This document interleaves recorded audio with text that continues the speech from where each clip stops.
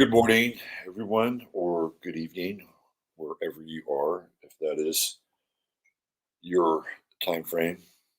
Robert Phoenix here with the Astro Weather. Let me have my first sip of the day here.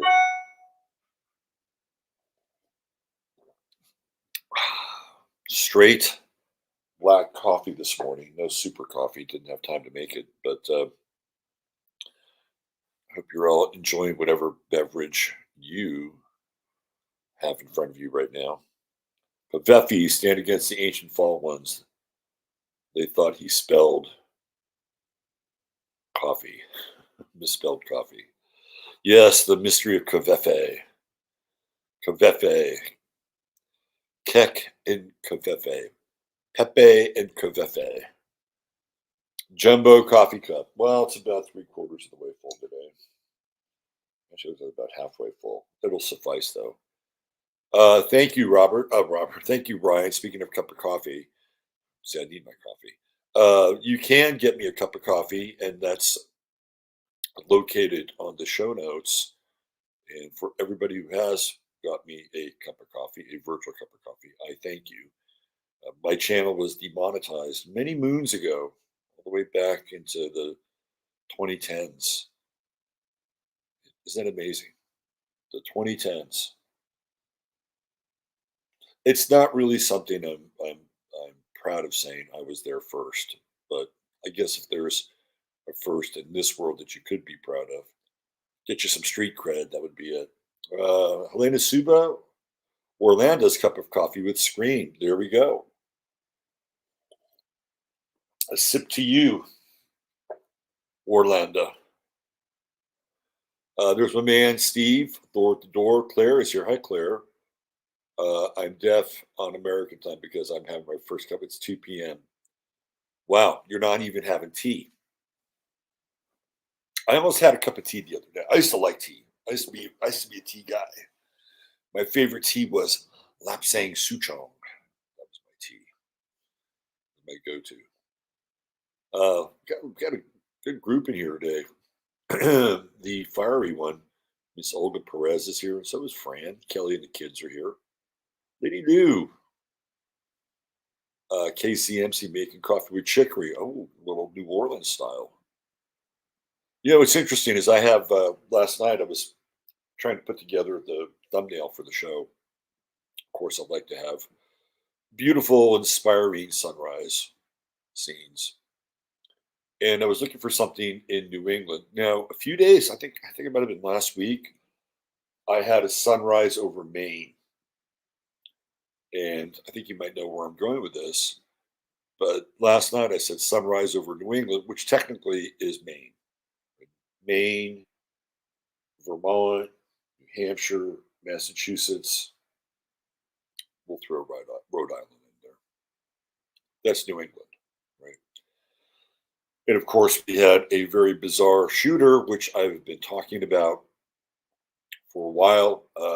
Happened last night in Maine, and they have not caught said shooter. Oh, we have a killer on the loose now. Psycho killer.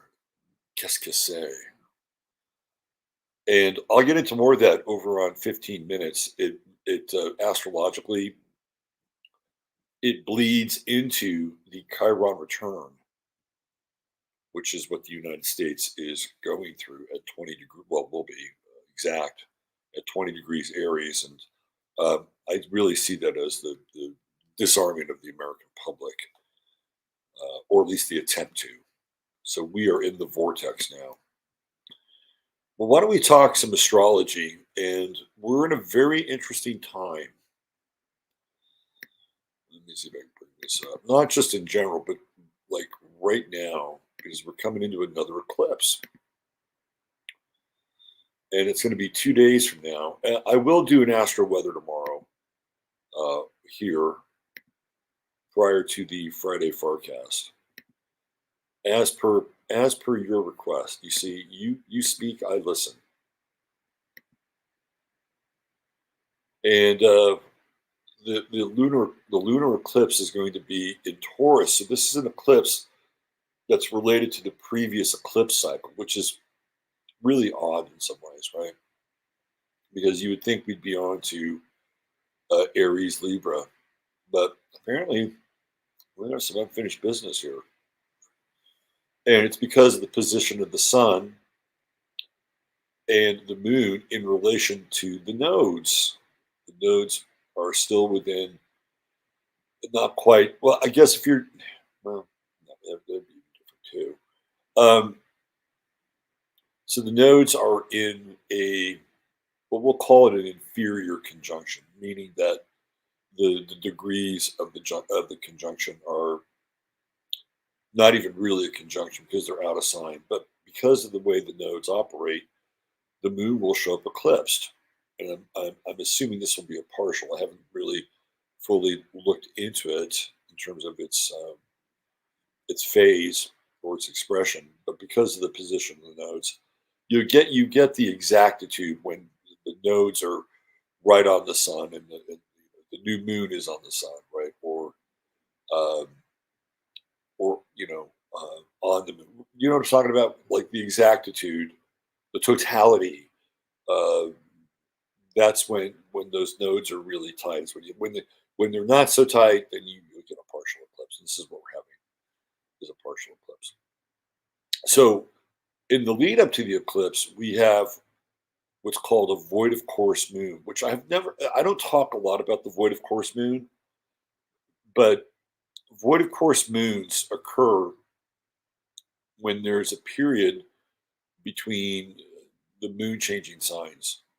And sometimes it can be as brief as, oh, I don't know, maybe an hour and a half to 2 hours, sometimes longer, sometimes 3, 4 hours. And a lot of astrologers believe that the void of course moon is almost like a version of Mercury retrograde, in that it's very hard to get things done during a void of course moon. We are in a period where the moon is void of course for 3 days. Wrap your head around that. And it has to do also with the nodes, right? So the lunar node is here at 24 Aries, and we have the moon just moving into Aries. So we're in this void. So it's almost like 3 days of darkness. So all you Q-tips out there, all you Q-tippers, if you're looking for your 3 days of darkness, metaphorically, this would be it. Okay, this would be it because the 3 day phase of the void of course moon. Now, does that mean you put your life on hold? No, but it does sound to me and feel to me like this is an expression of a very dark time. I mean, look at just what happened last night in Maine, right? This guy, Robert Card, he had been he had been hospitalized for hearing voices. I believe he's a vet. Um, we don't know the full story, but he went into a bowling alley and supposedly opened fire again. We don't know the full story. Although I do have a client who I was texting with lives 5 doors down from the guy, and so now we have somebody who's really on the ground and might be able to give us some information. But we have that sort of looming out there. Anytime you don't put the monster back in the box, people are on their toes, right? They're on their toes, and I think we can expect a lot more chaos as a result, right? This is ultimately, I talked about this on Sunday night, and the one thing that could happen, which I really don't want it to happen. I don't want to, at the risk of being prophetic. I would really rather avoid this situation.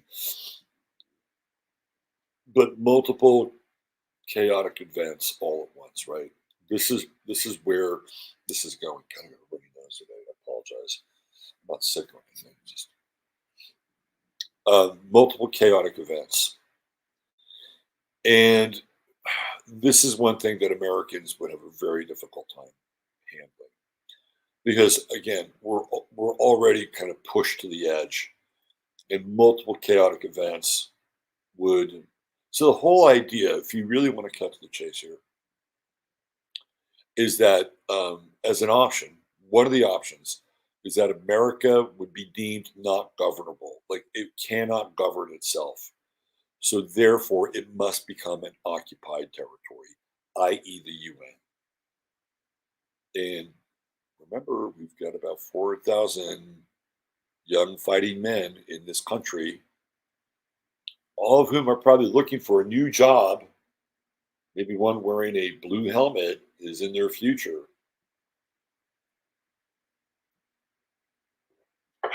We're in the last days of Rome.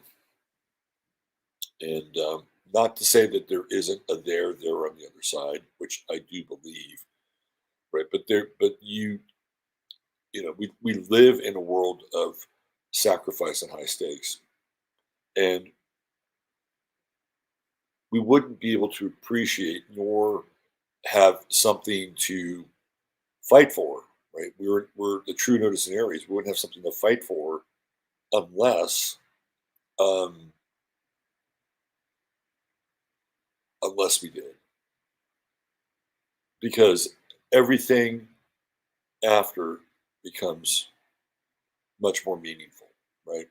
All right, that's my intro for today. 3 days of darkness, avoid a coarse moon. Do with it what you will. All right, we got the sun, 2 degrees, Scorpio. Just kind of the sun is just kind of slinking its way into Scorpio. Yeah, man, I'm gonna take my time. I'm gonna stretch out here. I get comfortable. And we're still in trine with Saturn, Sun, Saturn, Mercury, Saturn. Look, I had a great day yesterday. I did 2 shows, one with my guy Giuseppe, and then another show with Shauna Home. That's a 2-hour podcast, which I thought went remarkably well.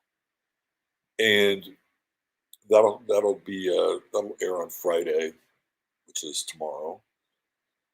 Also tomorrow, I'll be here on this channel with Danny Katz, the great Danny Katz, and we'll talk about some of the psychological ramifications of the time that we're living in as the call to war gets bigger, stronger, louder. You know, I don't want to get off on a tangent. Let me stay with the chart here. Sorry. Tangents for maybe later. Got to get focused. Anyway, I had a great day yesterday, and I felt like, for me, I don't know about you, but this is locked in energy.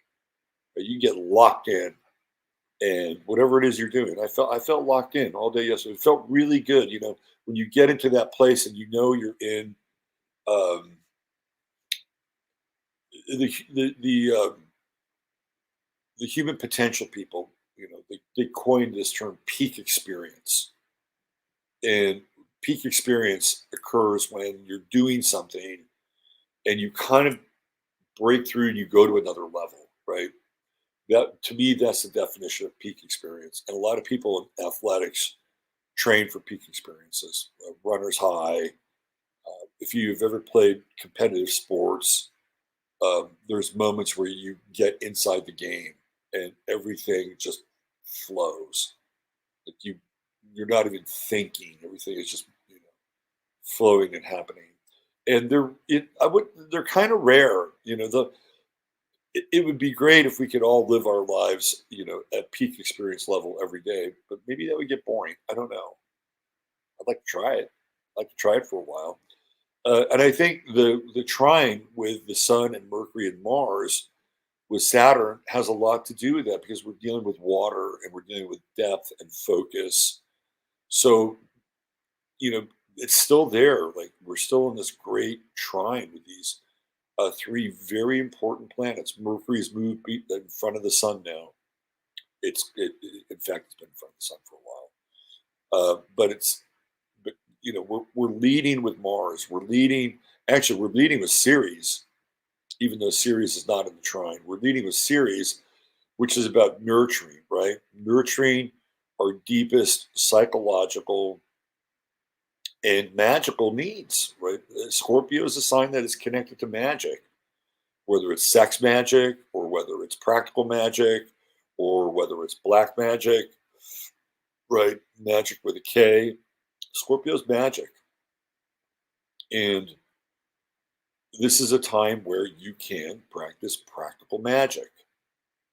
Practical magic. It's not a bad thing. But it starts with focus. Series is like, okay, what is going to nurture me? What is going to nurture others? Can I provide a miracle? Can I provide a miracle?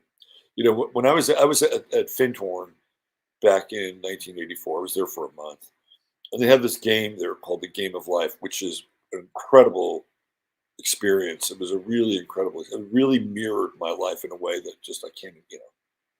It's like it wasn't beyond comprehension at the time, but it was.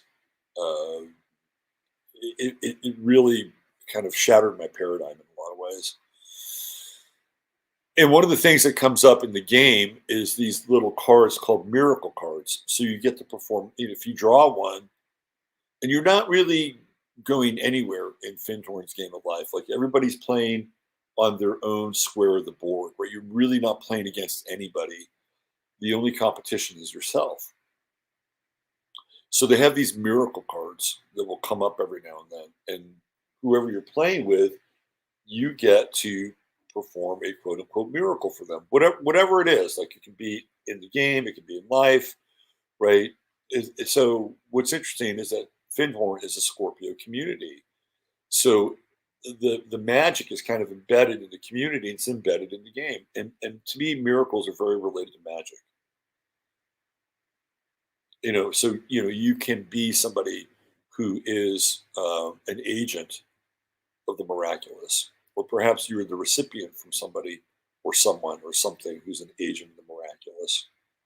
Now that doesn't mean that today is all hunky dory, because we're still in the square mode, right, with Sun, Pluto, Mercury, Pluto, and I can tell you that there are people that are going to be working their tails off to try to figure out what the fuck has happened in Maine with this guy Robert Card, which is bizarre. It's a bizarre name. We'll get into it in 15 minutes.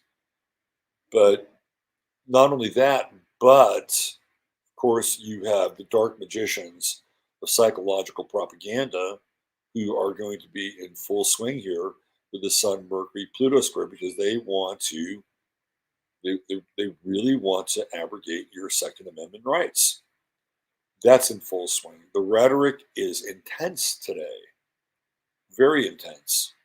On the other side, Mercury and Mars are now swinging into opposition with Jupiter. And Jupiter is retrograde, and I think this is very much related to the financial world. Very much related to the financial world. And Scorpio is all about credit. It's like, oh, here, let me make some magic. Let me make some magic with my plastic card. No, I don't have the hard assets, but the bank is willing to give me this money as long as I pay it back with interest, right? That's all very scorpionic. So here we have Jupiter in Taurus, which is all about hard assets, and it's retrograding, and it's opposing um, what's going on with Scorpio. Ladies and gentlemen, this is some banking. This is some banking distress. And what are we talking about? 4 days from now? 4 days from now?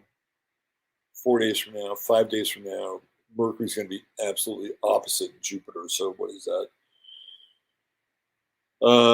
Let's see. So tomorrow is Friday, so we got 4 days off from that, which is going to be Tuesday.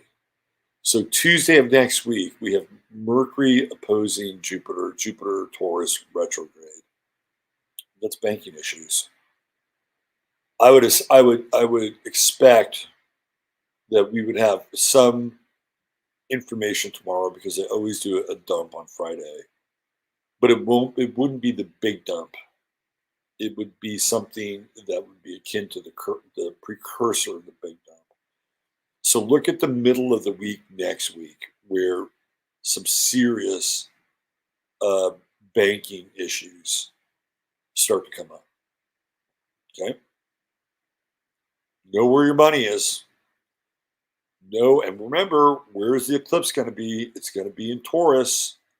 Hello, right? The eclipse is going to be in Taurus again. Banking, security, savings, all those things. So we're in a very, very precarious time. I think. It sounds like I'm a broken record here, but you know, every day they start stacking. Right, there now new events are stacking. This is the way it's going to go. You know, you got a killer on the loose. Who knows? There'll probably be more. When you start to see multiple things, and by the way, they're already happening. You know, I was talking with my good friend Misaki yesterday, and he was telling me about what's going on in Los Angeles. They're flying hit teams in from Chile and Colombia, and they're targeting like small businesses, jewelers, things like that, and they're basically watching these guys and following them home, and they're hitting them, right? They're hitting them, and they're taking their shit, and they basically get back on a plane and they go back, right? You don't hear about that. You won't hear about that. So this idea that at some point we have to wait for the chaos to begin. It's like, oh, here we go, Project Chaos. No, it's already happening, but it's not it's not the state-sponsored and approved version of chaos.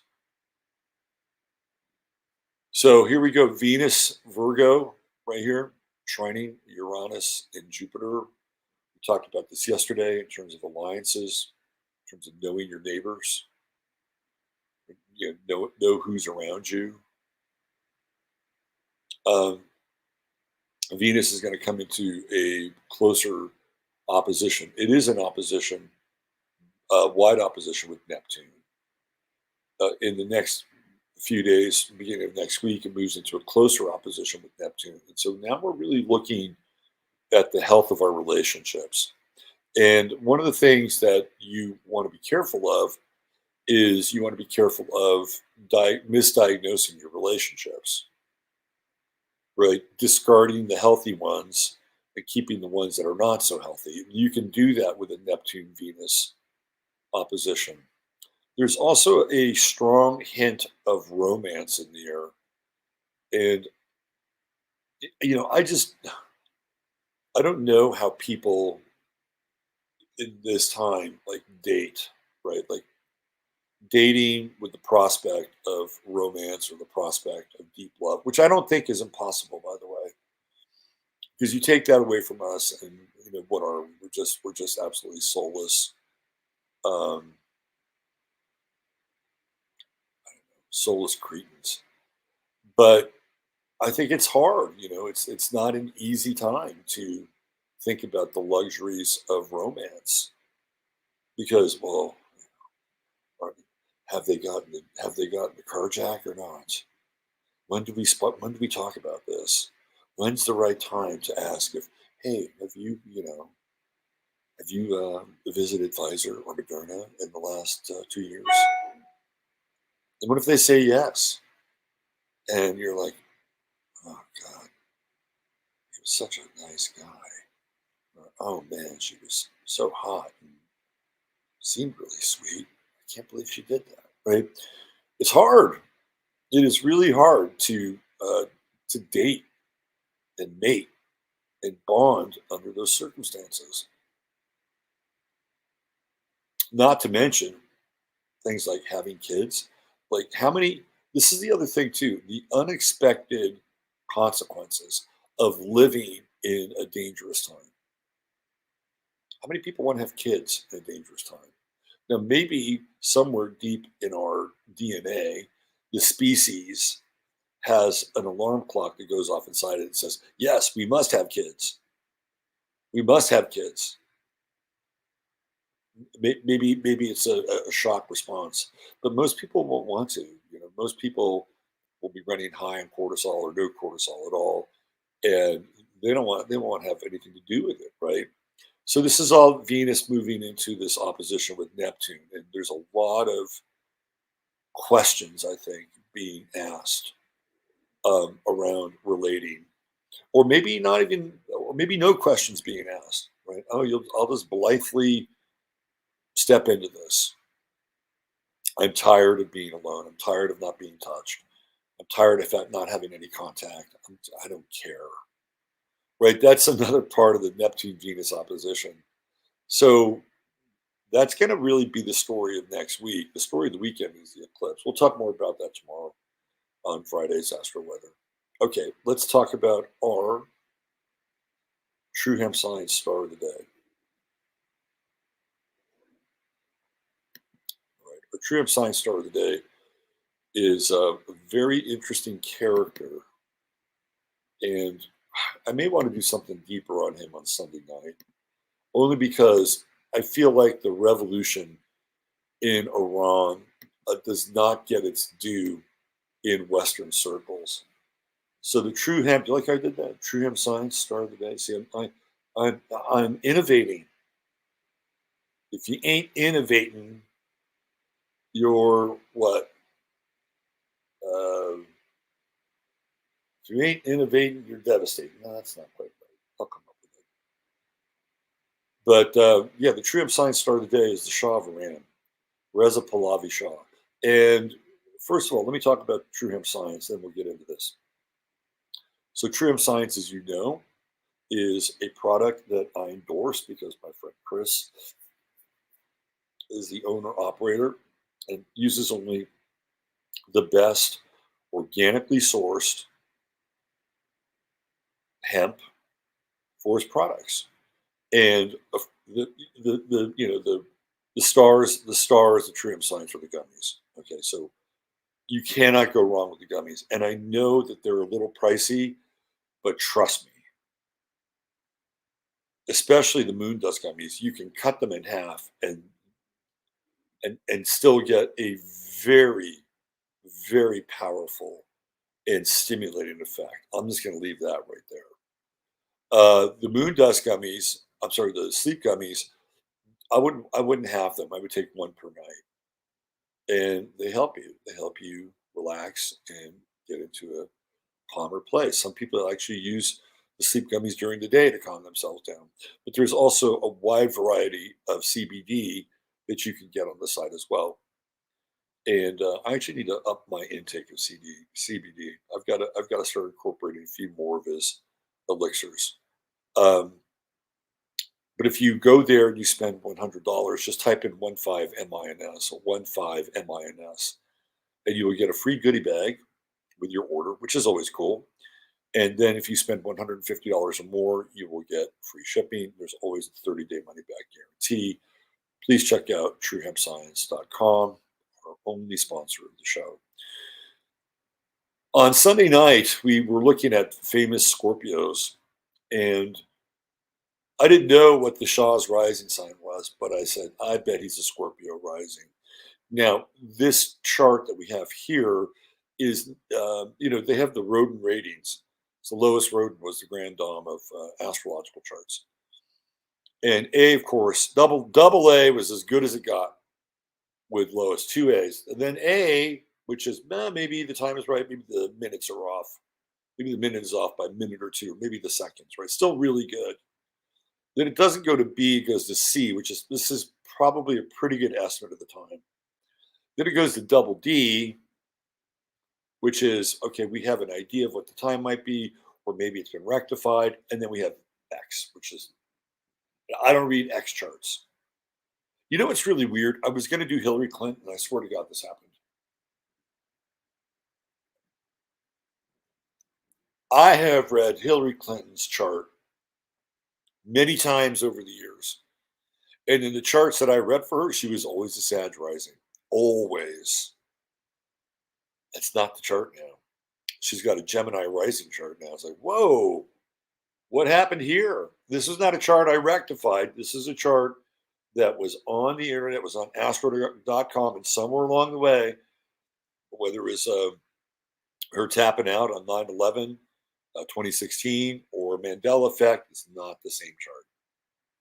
Anyway, Mr. Shaw, paging Mr. Shaw, he's a quadruple Scorpio, Sun, Mercury, Moon, and the ascendant, all in Scorpio. So I was right. I mean, based on whatever Astro.com or Lois Roden did, either rectifying the chart or having a reason. He's got the Scorpio rising eyes.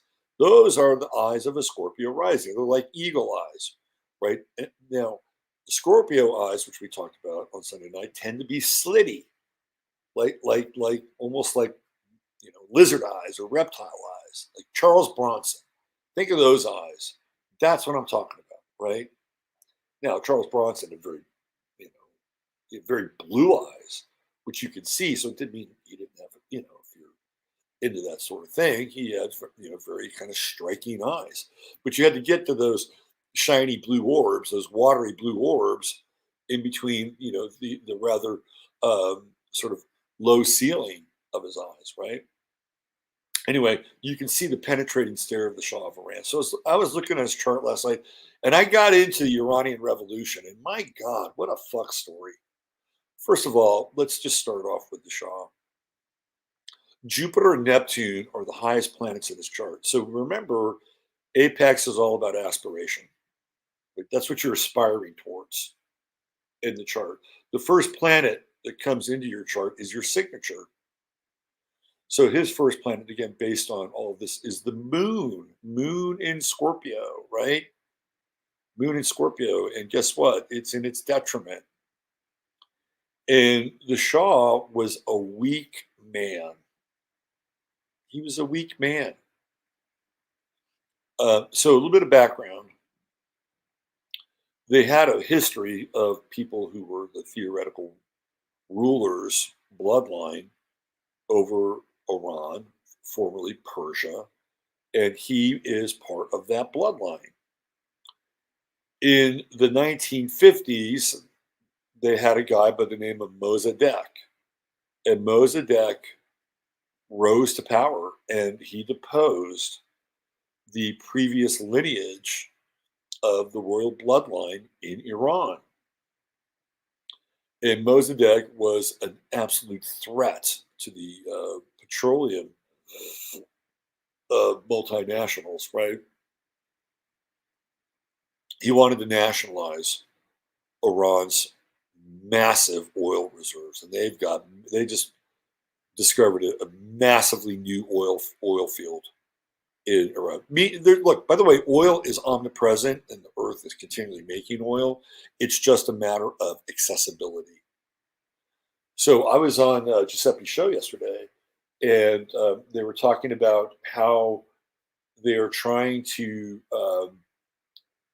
slam drill into Iran's oil reserves, which is by running pipes and drills at an angle, which is really what started the Kuwait-Iraq war. They're trying to do the same thing here with Iran because the oil is, you don't have, it's like when you drill for a water well in your yard, a well at 150 feet, right, is much better than a well at 500 feet. It's going to cost you less. It takes less time to get to the surface, right? So this is what we're talking about. We're talking about proximity. Anyway, so eventually they wanted to get Mossadegh out because he wanted to nationalize Iran's resources. They had a coup.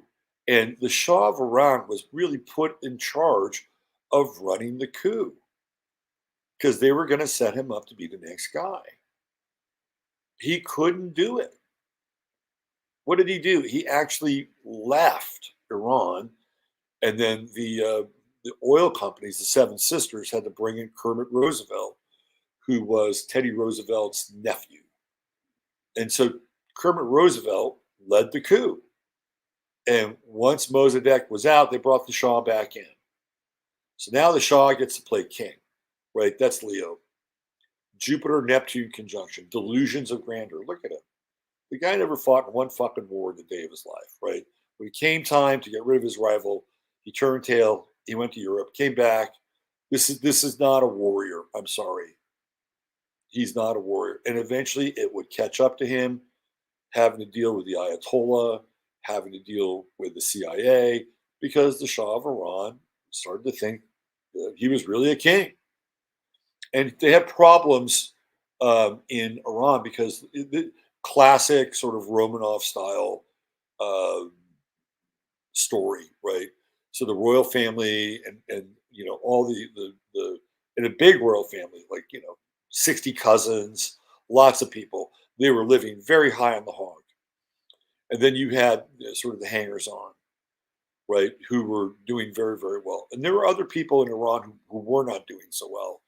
Now, what the Shah was trying to do is he was trying to recreate the Persian era dynasty of Persepolis, and he saw himself as like Darius or Cyrus, right? This is how he saw himself historically. How could you not? Like the delusions of grandeur.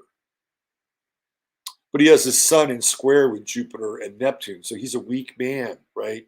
His vanity, his ego, um, would drain him of his vital uh, vital fluids, for lack of a better term, right? And he did rule with a bit of an iron fist through Savak, who was their version of the CIA or Cheka or whatever, right? Or I guess domestically would be like the FBI. So Savak would deal with political protesters, dissenters. So it's very Saturnian. But Virgo is not the strongest sign to lead. And he has the Venus Mars conjunction, and Venus is ahead of Mars. So he's always going to have this kind of more feminine approach versus a masculine approach, right? Mars ahead of Venus would be more masculine. He was not a great leader. What he was good at is he launched Iran into the 20th century, right? Let's leave the past behind. We are going to create the new Persepolis. We're going to adopt Western customs. We're going to have great technology. The Persian people are very smart and they're very refined.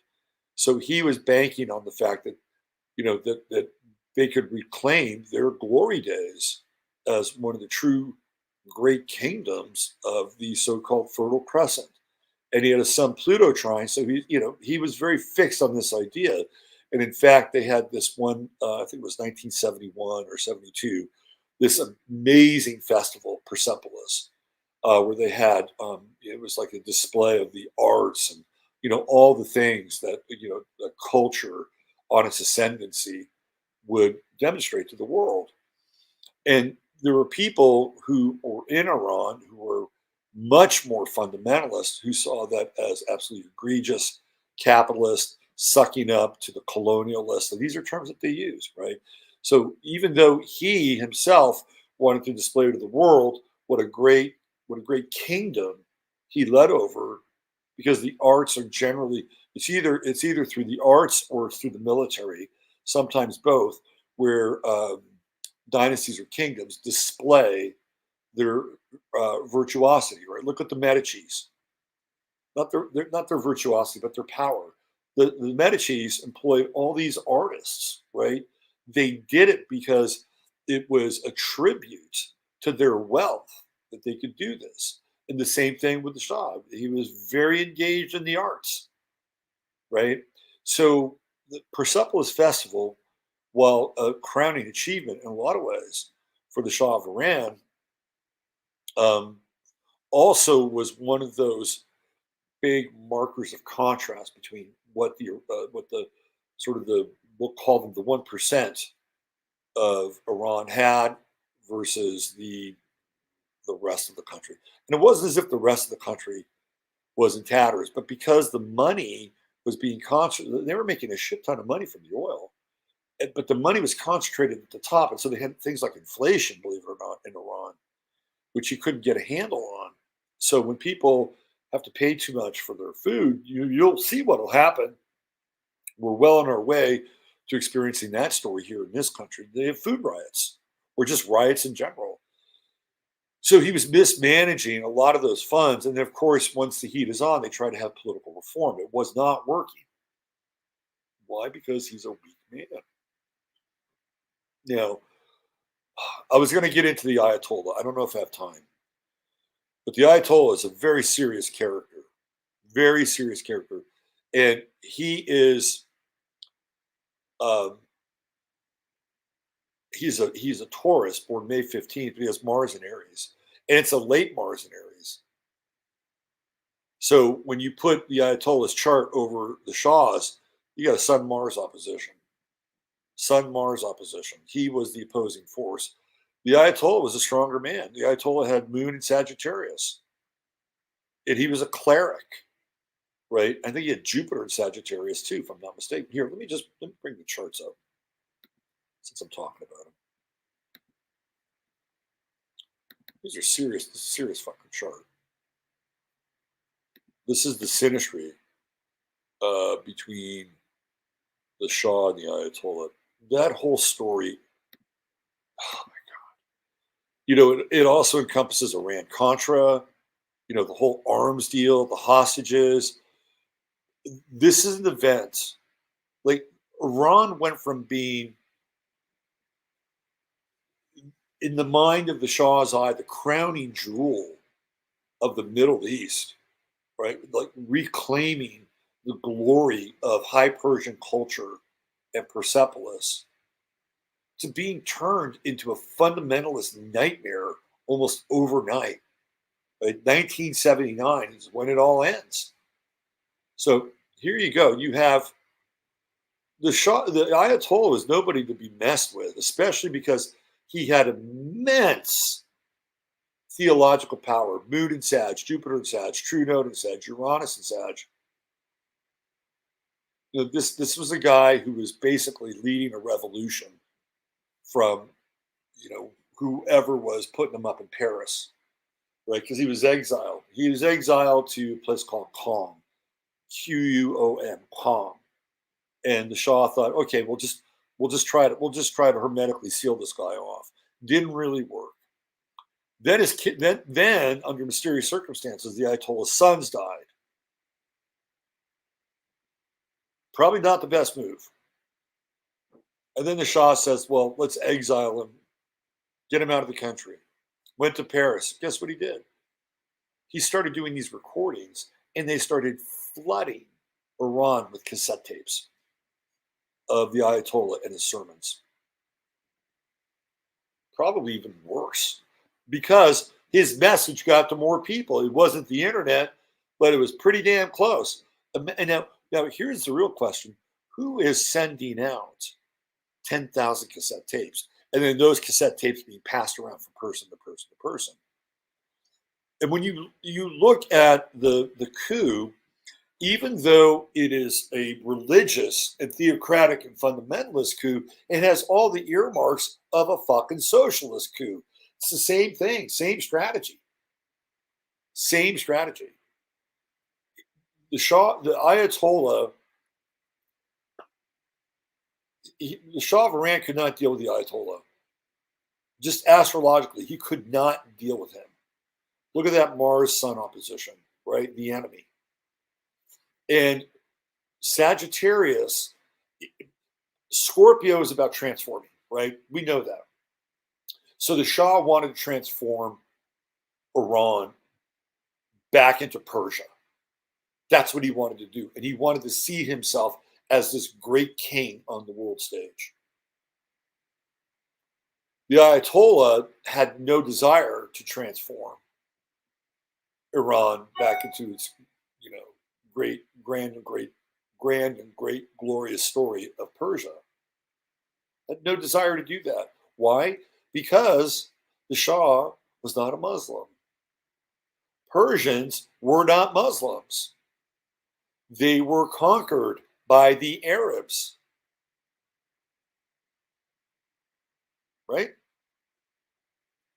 The Persians were Zoroastrians. their deity was Ahura Mazda, right? And they got conquered by the Arabs. So they had to become a Muslim state. That is not their original state. That's not what the Shah of Iran was doing. Now, here you have the Shah with all this fire and brimstone. He reigned over that country for 10 years. Basically, he took over when he was 70, ran until he died when he was 80. 10 years, a decade of the Ayatollah. He couldn't compete with that. Why? Because people were hungry.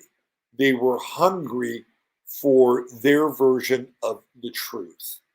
They wanted strict boundaries, right? What is the most fundamental strict boundary there could be? A burqa. So the women overnight had to live with burqas. Now, during this time, it sets up the great diaspora where you have all these Persians leaving. They go to the United States, they go to England, they go to Canada. I like Persians. I think they're very refined and deep people. You know, their loss was our gain. I became friends with Susan Dahim, who was a star. She was a child star in Iran, and she became an incredible musical artist. I became friends with her. So again, their loss, my gain, right? Um, but he couldn't compete with ideology, and he tried to insert a myth and a dream into the people. The problem is that there were people who were, I'll use the word, fundamentally opposed to that. And so the Shah the Ayatollah gave them something that the Shah couldn't: the voice of God. That's who he became. He became the voice of God. He became the mullah for Allah, right? And you can see over here that the sun is in Taurus. Oh, guess what? Our friend, the Shah, has the moon in Scorpio. We're dealing with heavy duty opposition, right? And then the South Node clearly is indicative of unfinished business. Who knows who the fuck these guys were in some other lifetime? It reminds me of that movie with Dennis Quaid and Louis Gossett, Enemy Mine, right? It's like, wow. That's a very underrated movie, by the way, although it is weird because Louis Gossett's character is a dude, but he's an alien, but apparently alien dudes from his world can give birth to kids. We're not going to go there. Venus-Pluto conjunction, transformational relationship, right? And the Ayatollah's Venus is in Cancer, which is like, it's the folk, right? It's the people. And he's in there, his Venus is in that Pluto in the 8th house, and by golly, he's going to get those resources, those assets. The Ayatollah, when he passed away, had $50 million in his bank account. So much for austerity. So much for the austere and simple ways of a deeply religious man. I'll get into more of this on Sunday night, I think, because it is a story that is, I think, really worth looking at in a much deeper way. And here we go. It's timely because we're dealing with the offspring, right? The offspring, not the biological, but the ideological and theocratic offspring of the Ayatollah. Here's another opposition: Saturn, Venus. Well, it's his Saturn, but Saturn, Pluto, right? Opposition, opposition, opposition at every turn. The Ayatollah had the stronger chart.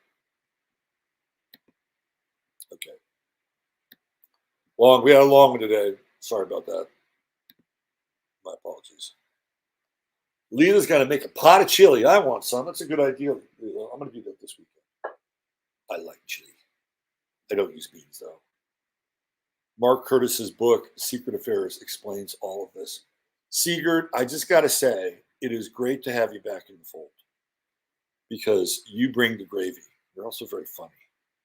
So thanks for being here. I've got to look that up.